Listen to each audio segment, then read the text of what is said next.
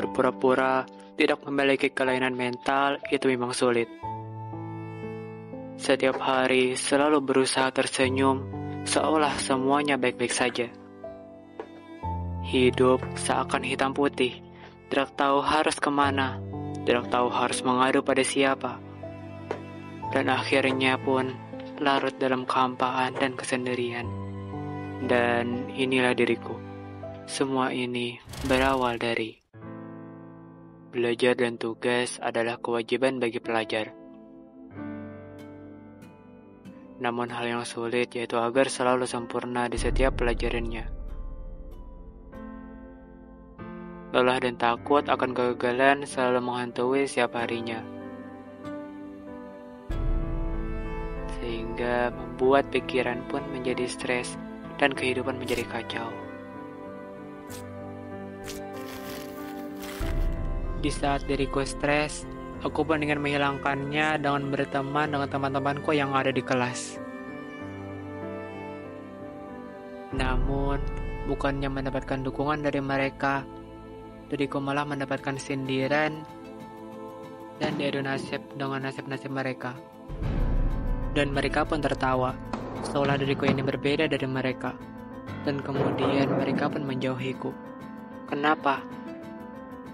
Bahkan di saat diriku sendirian, bukannya mereka bertanya kenapa. Malahan mereka menyindir dan menganggap diriku aneh. Sehingga bukannya kebahagiaan yang aku dapatkan, malah kesengsaraan yang membuat stres semakin bertambah.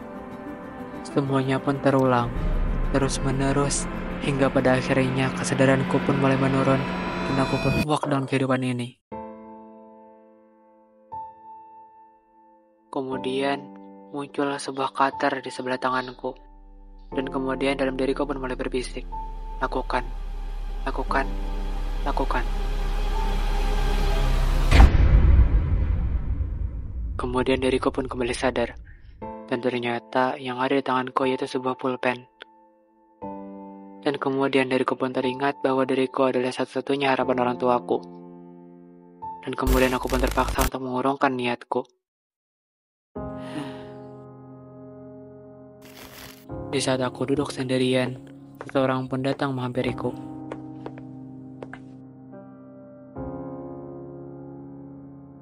Hei, sendirian aja nih.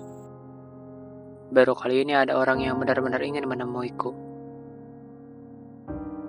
Ada masalah kah kawan? Kalau ada cerita aja ke gue. Setelah mendengar kata-katanya, diriku pun mulai yakin kalau dia adalah orang yang benar-benar ingin berteman denganku. Kemudian aku pun membuka topengku dan mulai berbicara dan terbuka kepadanya.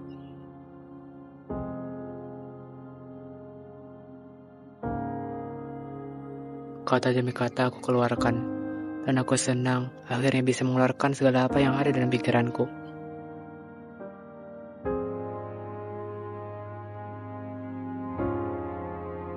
Oh, jadi begitu ya? Ya, aku bingung bagaimana caranya bisa tenang. Ya, tentu bisa kawan. Diri lo hanya perlu untuk bercerita. Cobalah untuk lebih dekat kepada Tuhan. Kalau mau curhat ke gue bakal dengerin lo dan sebisanya ngasih saran. Terima kasih kawan. Semenjak hari itu pun, diriku mulai mengubah kebiasaan hidup. Mulai dari lebih mendekatkan diri kepada Tuhan, berkeluh kesah, dan minta pertolongan agar dipermudah dalam hidup. Dan kemudian, aku pun menjalin pertemanan dengan orang yang telah membantuku. Dan sekarang, aku mulai membiasakan kehidupanku yang baru. Ya, walaupun aku sudah berubah, tetap saja orang-orang masih menghina dan menyindirku dari belakang. Namun, sekarang diriku sudah tidak peduli lagi dengan omongan mereka. Karena diriku yakin bahwa Tuhan selalu ada bersamaku. Dan melalui temanku lah, itu semuanya terwujud.